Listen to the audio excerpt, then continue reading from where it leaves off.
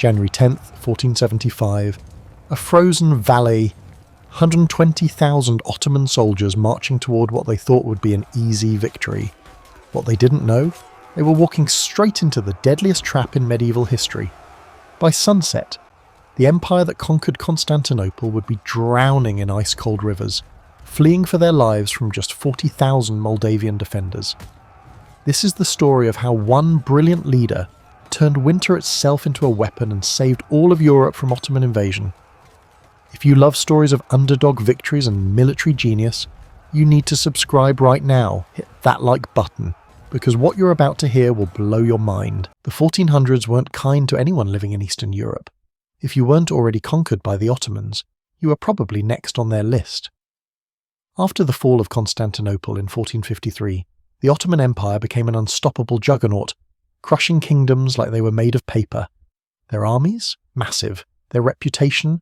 Terrifying. Their ambition? Unlimited. And standing directly in their path was a tiny principality called Moldavia. Not wealthy, not heavily armed, just forests, hills, rivers, and about 40,000 people who refused to bow down. Moldavia was geographically cursed, sandwiched between the Ottoman Empire to the south, Hungary to the west, and Poland to the north. Whoever controlled Moldavia controlled the gateway into the heart of Europe. So when the Ottomans decided they wanted it, everyone assumed Moldavia was finished. But they didn't know about Stephen the Great. Stephen wasn't born into power expecting easy victories. He inherited a country surrounded by enemies with zero room for mistakes. He couldn't outspend his rivals. He couldn't match their armies soldier for soldier. So he did something smarter. He became a master of survival. He paid tribute when necessary. He negotiated carefully. He kept his head down, but he was always watching, always learning. For years, Stephen played the diplomatic game, trying to keep Moldavia independent without provoking the Ottoman giant. But empires don't stay satisfied. The Ottomans kept demanding more tribute, more control, more land. And Stephen realized something critical. Appeasement doesn't work against empires. They don't stop taking until there's nothing left to take. By late 1474, the relationship collapsed completely. Moldavian patrols clashed with Ottoman forces along the border. Disputes over fortresses turned into armed confrontations, and when Stephen openly defied Ottoman demands, Sultan Mehmed II, the man who conquered Constantinople, decided to crush this tiny principality once and for all. He sent orders to assemble an invasion force so massive it would make every other Christian kingdom in Europe think twice about resisting. Stephen's spies brought him the news. An Ottoman army exceeding 20,000 soldiers was gathering to march north. It was over 10 times the size of anything Moldavia could field. Europe watched nervously, expecting Moldavia to crumble within weeks. But Stephen wasn't panicking. He was planning. Winter arrived early in Moldavia that year. Snow blanketed the hills. Rivers froze unevenly. Thick ice in some places, dangerously thin in others. Most commanders would see winter as an obstacle. Stephen saw it as an opportunity. He began preparing Moldavia itself to fight the Ottomans. Villages near the southern border were quietly evacuated. Food stores moved inland where invaders couldn't find them. Wells covered, paths through forests, blocked or rerouted. Every frozen river crossing was mapped in obsessive detail because Stephen knew that an army unfamiliar with the terrain could lose thousands of men to thin ice before a single arrow was fired. And his people trusted him completely. They didn't panic. They didn't flee. They moved when told to move, hid when told to hide, because they understood this was their only chance. Meanwhile, Stephen reorganized his army around one principle: speed. He couldn't match Ottoman numbers, so he focused on mobility. Light cavalry units trained to strike hard, vanish into the trees, and reappear miles away. Archers practiced firing from horseback and from hidden ridges. Even peasant levies, men with minimal armor but fierce loyalty, were given roles that suited their strengths. They knew the forests better than any outsider, and that alone made them deadly. By December 1474, Stephen had roughly 40,000 men ready. It was a fraction of the Ottoman force, but every single one of them knew the terrain, understood the plan, and believed in their leader. Stephen also reached out desperately to other Christian rulers. If Moldavia fell, Hungary and Poland would be next. Surely they'd send reinforcements, right? Wrong. Poland sent sympathy. Hungary sent promises. Neither sent soldiers. Stephen accepted this bitter reality. He was on his own. So he chose his battlefield carefully, a narrow valley near the town of Vaslui. It was surrounded by marshes, steep ridges, and a frozen river, a place where a massive army would struggle to maneuver, a place where fog settled thick at dawn, turning visibility into a nightmare, a place where 40,000 defenders could devastate 120,000 invaders if everything went according to plan. Stephen spent weeks preparing that valley. Trenches dug beneath snow so they'd be invisible. Archers positioned behind ridges where they couldn't be seen. Small mobile cannons hidden in the woods, ready to fire and relocate before the enemy could respond. And then, to lure the Ottomans in, he ordered his cavalry to stage small, chaotic raids, hitting supply wagons, attacking scouts, then retreating quickly.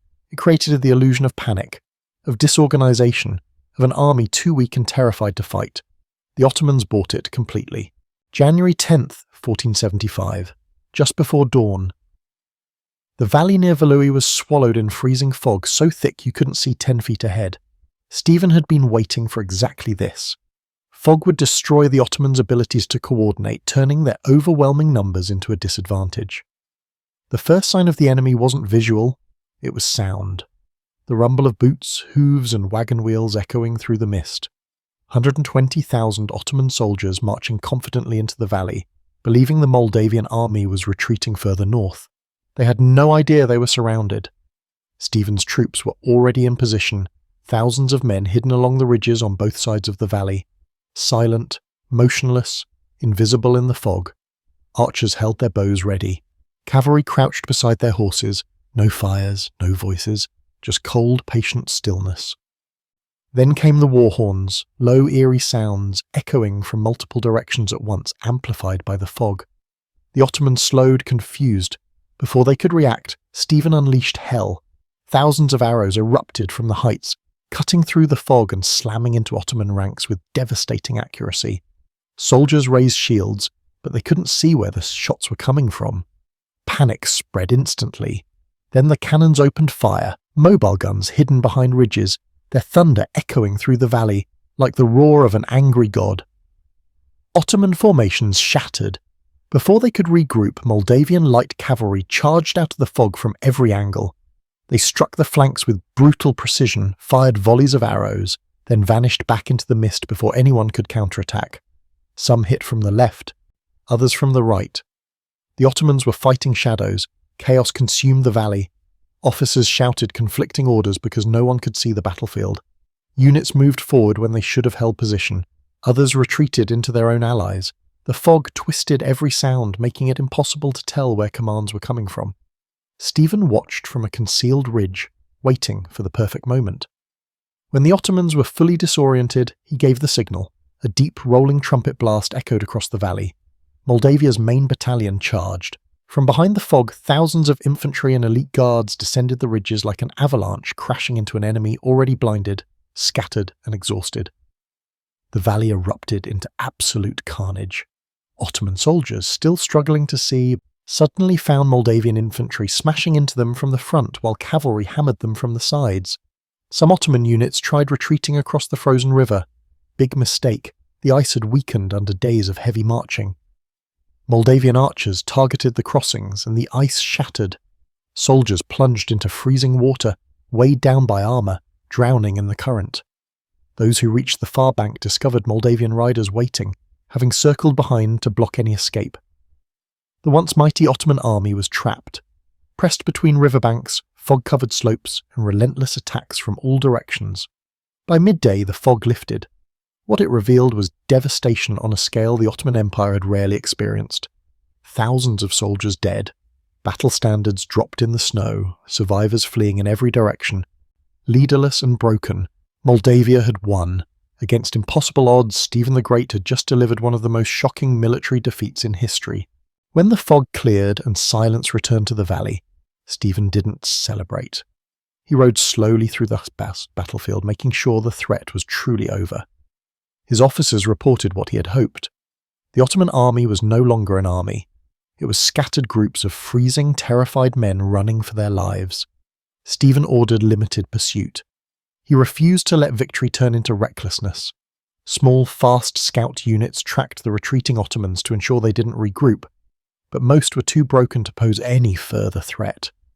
Word spread like wildfire across the countryside.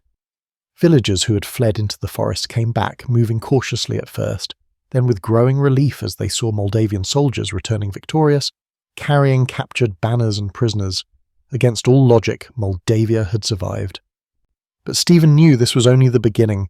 Defeating the Ottomans once didn't guarantee safety. The empire was vast and vengeful. They would recover. They would return. So Stephen sent messengers riding through the night to every Christian court in Europe with a blunt message. If Moldavia had fallen, the Ottomans would already be at your gates. This victory didn't just save one small country, it saved all of you. Europe's reaction was immediate and overwhelming. Kings who had ignored Stephen's earlier pleas now praised him openly. Bells rang in cities across Poland and Hungary. In Rome, the Pope called Stephen a champion of Christendom. Chroniclers wrote about the Battle of Vaslui with awe, as if describing a miracle. But while Europe celebrated, Stephen remained focused. He reinforced fortresses, repaired roads, ensured his soldiers were fed, armed, and ready, because he understood something most kings didn't. One victory, no matter how brilliant, doesn't win a war. It just buys you time. That night, Moldavian soldiers lit torches along the ridges where they'd stood against impossible odds. The flames flickered across the snow, illuminating the land where 40,000 defenders had refused to surrender. Some men prayed, others sat in silence, thinking of friends who didn't survive. A few stared at the frozen sky, trying to comprehend that they'd just become part of history. Stephen looked over the valley one last time before returning to camp, and it was still cold, still stalwart, but in that silence was something powerful, proof that empires aren't invincible, that terrain, preparation and leadership can defeat overwhelming numbers. That courage isn't about size, it's about refusing to quit when everyone expects you to lose. The Battle of Vaslui became legendary. Military academies would study it for centuries. Historians would call it one of the greatest underdog victories in medieval warfare, and Stephen the Great would rule Moldavia for another 29 years, becoming one of the longest reigning and most successful leaders in Eastern European history. But more importantly, Moldavia's survival sent a message that echoed across the continent. The Ottoman Empire could be stopped. You just had to be willing to fight smarter, not bigger, to turn your weaknesses into advantages, to use the land, the weather, and every ounce of tactical brilliance you possessed. On that frozen morning in January 1475, a small nation refused to die, and because it survived, Europe got the time it desperately needed to breathe, regroup, and prepare for the struggles still to come. The valley near Vaslui stands quiet now. Snow still falls in winter, rivers still freeze. But if you listen closely, you can almost hear the echoes of that day, when 40,000 Moldavians crushed 20,000 Ottomans using frozen rivers, winter ambush, and the brilliant mind of Stephen the Great.